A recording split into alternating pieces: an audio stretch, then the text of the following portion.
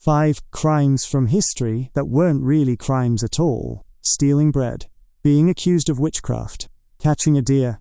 Owing money. Paying an official. Every single one got people punished, mutilated, even killed, while the real problem, the system itself, walked away free.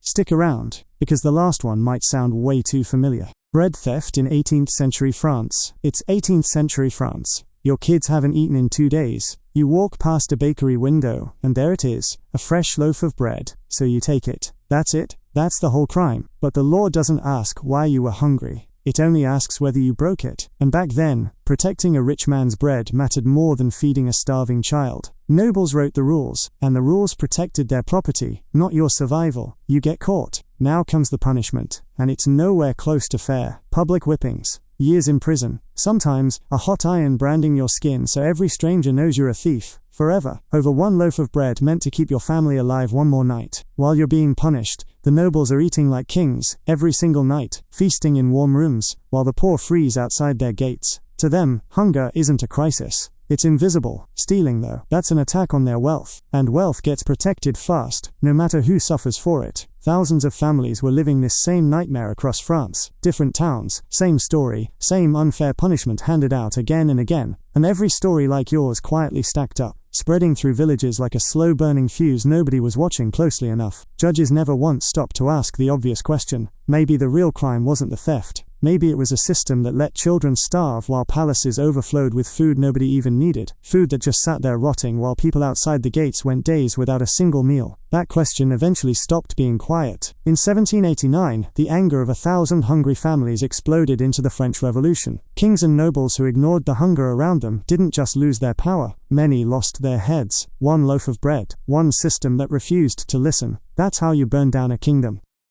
The Salem witch trials, 1692. It's 1692, a small village called Salem. No internet, no science class, no way to explain why someone gets sick or why crops fail. When something bad happens with no clear cause, people don't shrug it off. They look for someone to blame. A few young girls start acting strange, screaming, twitching, claiming invisible forces are attacking them. Doctors have no answers, so the town reaches for the only explanation that feels believable to them: witchcraft. The girls start naming names, and once the first name is spoken out loud, more follow fast. Neighbors turn on neighbors overnight. Old arguments about land or jealousy suddenly become witchcraft accusations. Didn't like someone? Now you have a way to get rid of them. The proof used against people is almost laughable by today's standards. A strange dream, an odd look, even a birthmark on your skin could get you dragged to court and accused publicly in front of the entire town. There's no real defense allowed, and denying the charge only makes you look guiltier in everyone's eyes, no matter how calmly you explain yourself. Once accused, your options are grim. Confess to witchcraft, even if it's a lie, and you might be spared. Refuse to lie. Stand by the truth, and you could hang for it. 20 people chose honesty over survival and paid with their lives. The whole town stays silent through it, terrified that speaking up against the trials makes them the next target. Fear keeps everyone quiet, and that silence is exactly what lets the trials keep going month after month. Eventually, the accusations spiral so far out of control that even respected townsfolk, ministers, farmers, former officials get named too. That's the moment people finally pause and wonder, is this really about witches? Or is it about fear wearing a courtroom disguise? Salem wasn't magic. It was mob panic, with a legal system attached.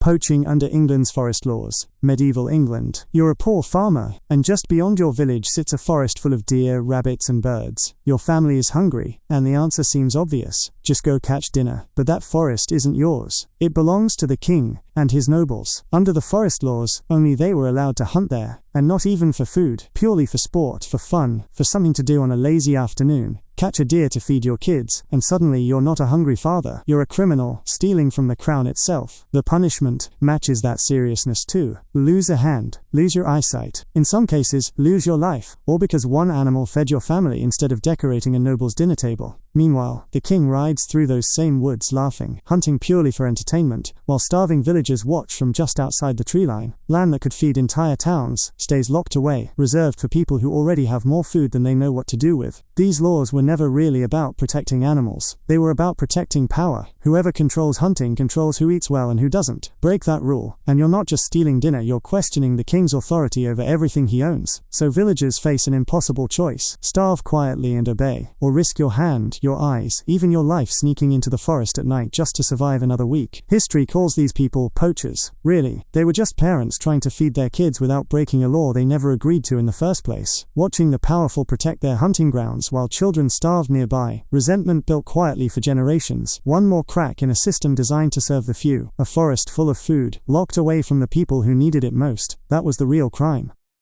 Debt slavery in ancient Athens. Ancient Athens, you're a farmer, and one bad harvest just wiped out your entire season. You need money now, so you borrow from a wealthy landowner, planning to pay it back once things turn around. Here's the part that sounds unbelievable today. If you couldn't repay that loan, the lender didn't just take your land. He could take you. Your own body became the payment. This was completely legal, and it had a name: debt slavery. Another bad harvest hits, and now you can't pay at all. So you belong to the person you owed money to. You work for them, sometimes for years, sometimes for the rest of your life, all to erase a debt you never really had a fair chance of avoiding. It gets worse. If the debt grew large enough, your own children could be sold into slavery too, just to settle what the family owed to a man who never once missed a meal. One unlucky season of weather could cost generations of your family their freedom, forever. Wealthy lenders kept getting richer the entire time, loaning money to desperate farmers who had no real alternative. This was never really about helping people survive hard times. It was about turning someone else's bad luck into free labor and steady profit. This wasn't a rare tragedy either.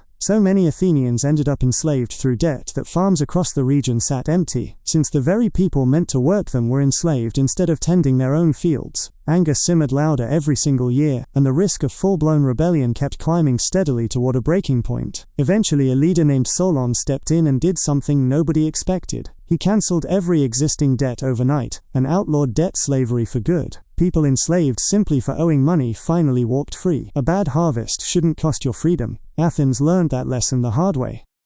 Bribery among Chinese officials. Ancient China. You're a villager with a simple problem, maybe a land dispute or a permit that needs approval. So you visit the local official whose signature decides everything. That official knows exactly how much power he holds. Want your case handled quickly, or handled at all? Bring a gift first. Silk, silver, rare goods, anything valuable. Nobody calls it a bribe out loud. It gets dressed up as a favor, a gesture of respect. Show up without a gift, and watch what happens. Your paperwork disappears into a pile that never seems to move. Meanwhile, the villager who paid gets his problem solved the same afternoon. Justice stops being about right and wrong.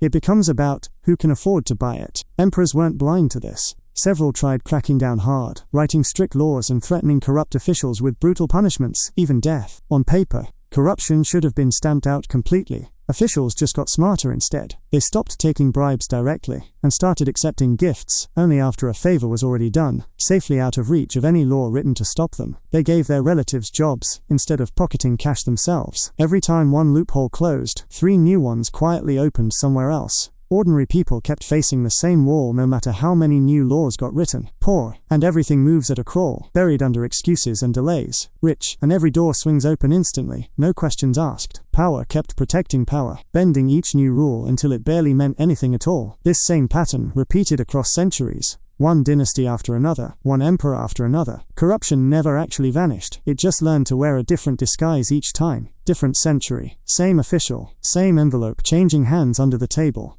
5 centuries. 5 different disguises. One system, always protecting power and punishing the people just trying to survive it. History doesn't repeat, it just changes clothes. Which one made your stomach turn the most? Tell me below, and I'll see you in the next one.